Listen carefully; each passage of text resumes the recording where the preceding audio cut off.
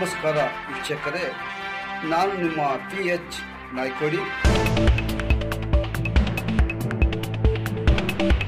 ಕೋಲಾರ ಚಲನಚಿತ್ರ ನಟರು ಹಾಗೂ ಸಾಮಾಜಿಕ ಹೋರಾಟಗಾರರಾದ ಚೇತನ್ ಅಹಿಂಸರವರು ನಾಳೆ ಬೆಳಗ್ಗೆ 10 ಗಂಟೆಗೆ ಮಾಲೂರು ಸರ್ಕಲ್ನಿಂದ ಮಾಸ್ತಿ ಮುಖ್ಯ ರಸ್ತೆ ಮಾರ್ಗವಾಗಿ ಪ್ರವಾಸಿ ಮಂದಿರಕ್ಕೆ ಆಗಮಿಸಲಿದ್ದಾರೆ.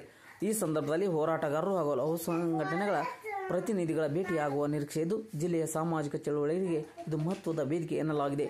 ಕಾರ್ಯಕ್ರಮದಲ್ಲಿ ಭಾಗವಹಿಸಲು ಕೆಳಕಂಡವರಿಗೆ ವಿಶೇಷ ಆಹ್ವಾನವನ್ನು ಕೊಟ್ಟಿದ್ದಾರೆ. ಎಲ್ಲ ಹೋರಾಟಗಾರರು, ದಲಿತ ಪರ ಹಾಗೂ ಪ್ರಗತಿಪರ ಸಂಘಟನೆಗಳ ಮುಖಂಡರು, ಕನ್ನಡ ಪರ ಹಾಗೂ ರೈತ ಪರ ಹೋರಾಟಗಾರರು ಈ ಸಭೆಯಲ್ಲಿ ಭಾಗವಹಿಸಬೇಕಾಗಿ ಆಯೋಜಕರು ವಿನಂತಿಸಿದ್ದಾರೆ.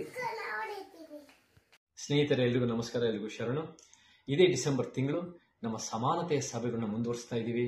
ಅದು ಕೋಲಾರ ಜಿಲ್ಲೆ ಮತ್ತು ಚಿಕ್ಕಬಳ್ಳಾಪುರ ಜಿಲ್ಲೆಯಲ್ಲಿ ಡಿಸೆಂಬರ್ 12ನೇ ತಾರೀಕು ಮಾಲೂರು, ಬಂಗಾರಪೇಟೆ, KGF ಮತ್ತು ಮುಳಬಾಗಿಲು.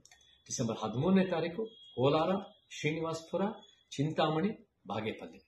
ಡಿಸೆಂಬರ್ 14ನೇ ತಾರೀಕು ಗುಡಿಬಂಡೆ, ಗೌರಿಬಿದನೂರು, ಚಿಕ್ಕಬಳ್ಳಾಪುರ, ಶಿಡ್ಲಘಟ್ಟ.